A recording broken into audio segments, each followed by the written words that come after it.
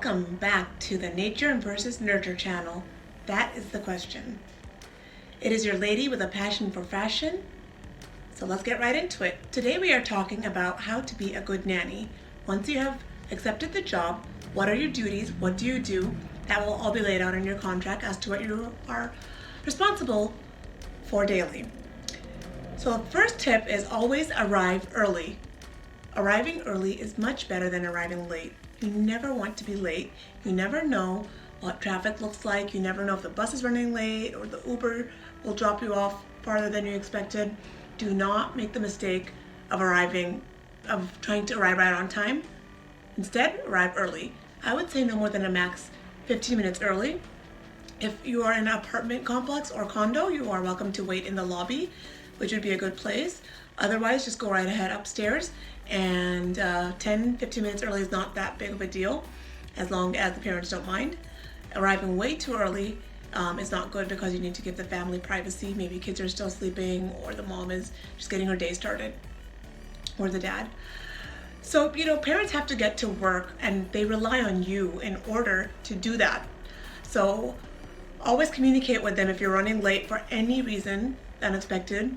And if you are sick, determine how sick are you. Is it just a common cough, cold? Try not to take days off unless it's something that makes you really sick and contagious or bedridden. Now, with that said, once you arrive to work, to the family's house, always be respectful of the house. Always take off your shoes at the front door. Always make sure you put them in a place where nobody can trip over them. Put them respectfully in a shelf or wherever shoes are designated to be put, where other shoes are. And shoes attract dirt and grime. Lots of germs from everywhere we walk. So why would you want to bring that to someone's house, especially when you have a young child there? You don't want to get sick, So now you're in the house, how are you dressed? Obviously you're dressed for comfort, and that's always a good thing because you're going to be moving, running around the house, playing with the child, obviously depending on their age. Especially with a newborn, you'll be on the floor a lot, holding them, feeding them, watching them do tummy time and things like that. So when you dress for comfort, make sure that you are wearing something appropriate. We should not wear home clothes. Home clothes are clothes that are comfortable to us but cannot be worn in public. Or rather, we wouldn't want people to see us wearing in public. Band t-shirts, any type of t-shirts, clothes with holes or stains is a big no-no. You can wear jeans and leggings, which I do see nannies wear, but always make sure that they are 100% free from stains and rips and tears, because that looks unprofessional. And if you do want to wear leggings, just make sure you're wearing a shirt that's appropriately long enough to cover your bottom, your behind, Otherwise, it kind of looks unprofessional that way. You're going out in public, you're representing the family, so why not dress really nice? But you don't have to dress like you're going to brunch with friends or a party, but do dress well enough that if your husband, boyfriend, friend picks you up after work, or you have to go somewhere, that you're not ashamed to be in what you're wearing. You can be presentable enough to wear something to go out to dinner. Like one night, my husband said, let's go out and eat food. So I was ready. All I had to do was pop on a necklace and I was ready. Sometimes I do like to wear little stud earrings, which I recently started wearing. In the beginning, I thought, I'm a nanny, I should keep it professional, no jewelry. But now I realize just small little jewelry is fine. And it's so cute. The 2-year-old that I work for, my charge, she says to me, oh, I like your earrings, Miss Noshin, and I think that's so cute. She's noticing these things. So with all of that said, when you're dressed comfortable, you're more likely to be able to perform better at work. So once you have settled in, once you're in their house, taking off your shoes, taking off your jacket, just dive into work. Show that you are there to get the job done and to be caring for that child and loving to that child right away. Always first start off by, after you put your items down, lunch in the fridge, anything like that, wash your hands with soap thoroughly, front, back. That's just common knowledge, you should know that. And then greet the parents if you see them. good morning and stuff like that, and assess the situation, see what's going on. Is the mom feeding the child already? Is she making breakfast? Always offer to help make the breakfast if she's making it, or if the dad or mom are making it, whoever, or grandma, whoever happens to be there. And also, if the mom is feeding, or the dad, whoever is feeding the child, say, I'll finish feeding them, you can get ready for work, or here, let me do it, and jump right in. And also make sure that once you're done feeding the child, you take them out of the chair, high chair, booster, wherever they are, and clean that high chair completely, and make sure to clean the dishes that the child ate from. And if you see any dishes that the parents left behind from their breakfast, respectfully, nicely also clean that. I always like to do a step ahead. I always do more than is asked for was asked for in the beginning of my contract. I always wash dishes in the sink. I always cleaned everything around me, because I know that this is a place I'm going to be a long day. It's like my home, so why not respectfully clean that as well for the parents? They will appreciate that. It's something less for them to do. More time with their child spent, better. When they come home from work, they look around and see that it's really clean. They're more likely to give you a raise later on. You can tell them, look, I always clean your kitchen. You don't have to go into an in-depth cleaning, but you can do a light cleaning, like, clean the counters, the dishes in the sink that the parents left behind, see if there's anything they left on the stove that needs to be cleaned. Things like that will always play a good part in having that professionalism, and also make them more likely to give you a raise. And in the beginning, when I started doing that, I was doing that mainly for I wanted to impress them, but I also wanted them to not have to do that after work. I know that like after a long day of work, you come home to take care of a child. It's not easy. So it was one less thing for them to do. And then when I asked for a raise the first year, I was making that point. I said, look, I'm going a little bit above and beyond than most nannies. And they liked that, and they said, okay, we get your point. So anyways, now that you have settled in, you have to know your duties. What are your duties? What's in the contract? What do they want you to teach the child, and how do they want you to conduct yourself while you're there? Also, have something ready for the child to do in terms of learning. Do learning time. As early as 6 months, you can do sign language, which helps develop the language of the child. You can look on Amazon and recommend parents to buy certain books.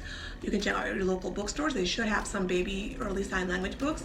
I know I used them with the children I worked with, and they all talked by 9 months. They said a few words here and there, and by a year they were doing full sentences. Some of them, not all. And then also do art. Art is a very good tool to teach kids how to use their fine motor skills with coloring, with grasping the paint brushes. Fine motor skills are developed through that and through different various forms of play, but especially during art. And also do art for special occasions, such as mom's birthday is coming up, dad's birthday is coming, aunt, uncle. Go get creative. Look on Pinterest for ideas, or think about what can I make out of a handprint or a footprint. If the child is old enough to give ideas, maybe like 3, 4, get their ideas and see what they want to make for aunt or uncle. And also look up different various things on Google and such. It's so easy. Just search handprint birthday card and stuff like that. It's so cute. You can make various things. Also for the mom and dad's anniversary. When you start working there, just get a list of people's birthdays and anniversaries and do that. So like I said, keep the home clean. You are using their microwave, and if you make a mess, just wipe it up. It is your home while you are there. Be very respectful of that. I can't emphasize that enough, because I used to work for another family and they would emphasize not to clean, and I would be like, but I'm here all the time, and this family really appreciates any cleaning I do.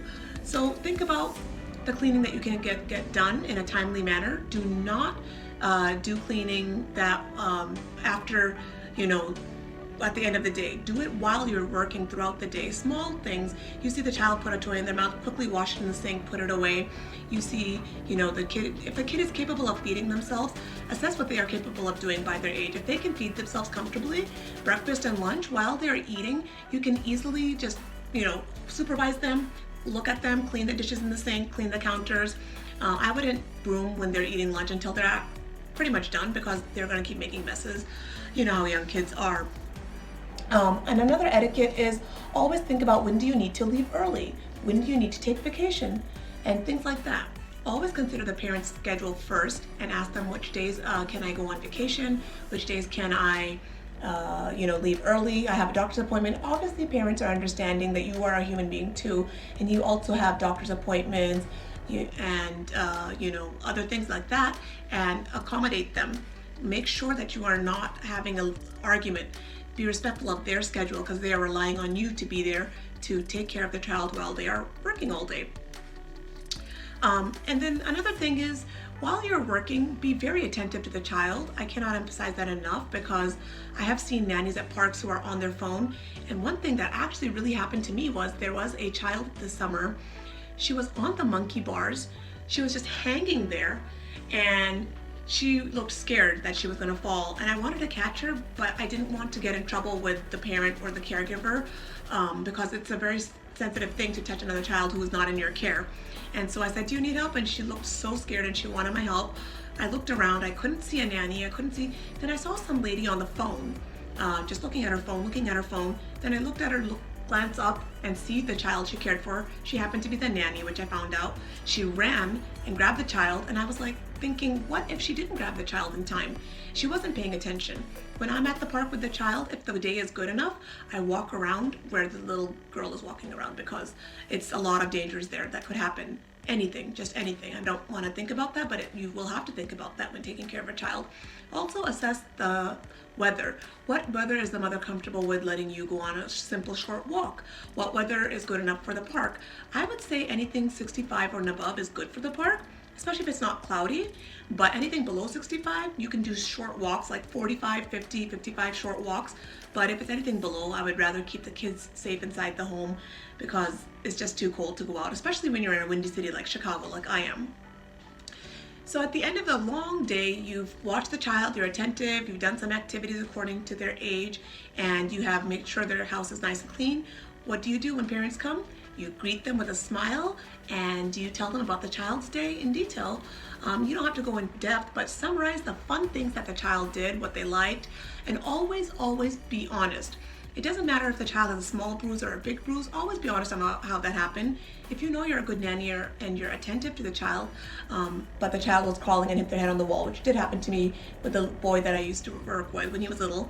He was crawling so fast he hit his head on the wall. I immediately picked him up. I consoled him for a couple of minutes and rubbed massaged his bruised area. I put an ice pack, and when his mom came home, I immediately told her that this is what happened. He's learning to crawl and it will happen. And she wasn't mad. She was very happy that I was honest and said, okay, we have to be attentive to him, but make sure that you know where he's crawling. I said, yeah, I always do. And she wasn't too mad about that. We got over that real quick. So if this has been helpful, give me a like, comment, and subscribe. And one last thing I will say is if you are communicating with the parents daily about the child's day, about how they're developing, growing, what foods they are liking or not liking, then you won't have to have monthly meetings about that. You won't have to have weekly meetings about that. It'll be a daily communicative thing, and you'll be easily avoiding that. And those are all the tips that I have for being a very good nanny. If you think I have missed anything, please comment below what you think I should have added, and tell me if you are a nanny or considering being a nanny. And again, comment, like, and subscribe. Thank you so much and have a wonderful rest of your day. Bye.